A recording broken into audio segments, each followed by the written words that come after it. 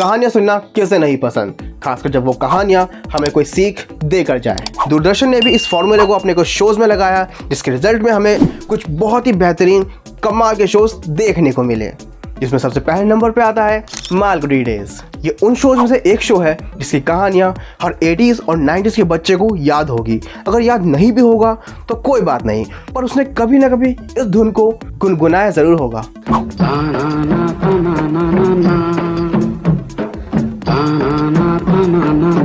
Are के नारायण की कुछ शॉर्ट स्टोरीज के कलेक्शन को डायरेक्टर शंकर नाग और कविता लंकेश ने बड़े ही खूबसूरती के साथ इसे छोटे पर्दे पर उतारा था, जिसमें से ज़्यादातर कहानियाँ a horse and two goats and astrological day, स्वामी और दोस्त की हुआ करती थी, जिसमें स्वामी की कहानियाँ मेरी फेवरेट थी। मालगुडी डेज जहाँ समाज की छोटी और शिक्षाप्रद कहानियाँ हमारे सामने लाता था, ठीक वैसे ही टिम्बरवुल्फ नाम का भी एक शो था, जिसमें एक जिन एक घड़ी में से निकलता था और वहीं बच्चों के ग्रुप को कहानियाँ सुनाया करता था, जिसकी हर एक कहानी हमें कुछ ना कुछ सीख देकर जाती थी। और कहना पड़ेगा कि इनकी कहानियों के भी हर एक एक्टर ने अपने रोल को बखूबी निभाया था। अब जिन की बात चली ही है तो तुम्हें अलादीन का जिन तो याद होगा ही, जिसे हमने अलिफ लैला के शो में देखा था। अलिफ लैला जिसका मतलब होता है 1001 रातें।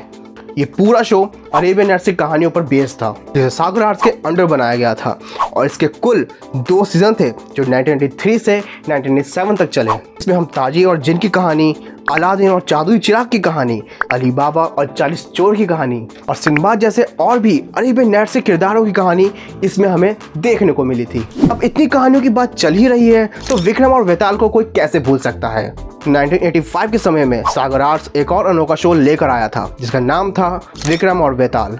जहाँ विक्रम का किरदार अरुण गोविल जी ने निभाया था, वहीं वेताल का किरदार सज्जन जी ने निभाया था। इस शो का पूरा कॉन्सेप्ट बेताल 25 पर आधारित था, जहाँ हर एक एपिसोड में बेताल विक्रम की पीठ पर बैठकर उसे कहानी सुनाता था, और अगर कहानी के बीच में विक्रम बोल पड़ता तो बेताल वापस पेड़ पर बैठ जाता था। इन शोज की लिस्ट में एक और अनोखा शो है, जिसे शायद बहुत ही कम लोग जानते होंगे। 2005 के समय में दूरदर्शन शाम के 4 या 4:30 बजे के करीब ज्ञानवर्धक शोज लाया करता था, जिसमें से एक शो का नाम था आओ मेरी खिड़की में बैठो। शो की शुरुआत कुछ ऐसे होती है कि इसमें एक दादी माँ अपने पोते और पोतियों को अपने बचपन के वो किस्से सुनाती है जो वो अपने खिड़की में बैठ के देखा करती थी। इसका हर एक किस्सा बहुत ज़्यादा मज़ेदार होने के साथ साथ हमें ज्ञान और कुछ सीख भी देकर जाता था। आई होप कि इस वीडियो ने आपकी बचपन की यादों को तरोताज़ा कर दिया होगा। तो अगर कोई ऐसा शो है जिसके बारे में मुझे ना पता हो या फिर मैंने इस लिस्ट में मेंशन ना किया हो, उसके बारे में आप मुझे कमेंट में बता सकते हैं। मैं अगली वीडियो में उसे ज़रूर इंक्लूड करूँगा। तो मुझे कमेंट में ज़रूर बताना कि आपको ये वीडियो कैसी लगी, और अगर अच्छी लगी है तो वीडियो को लाइक, शेयर, और अगर चैनल पर नए हैं तो इसे सब्सक्राइब ज़रूर करें। तब तक के लिए बाय बाय।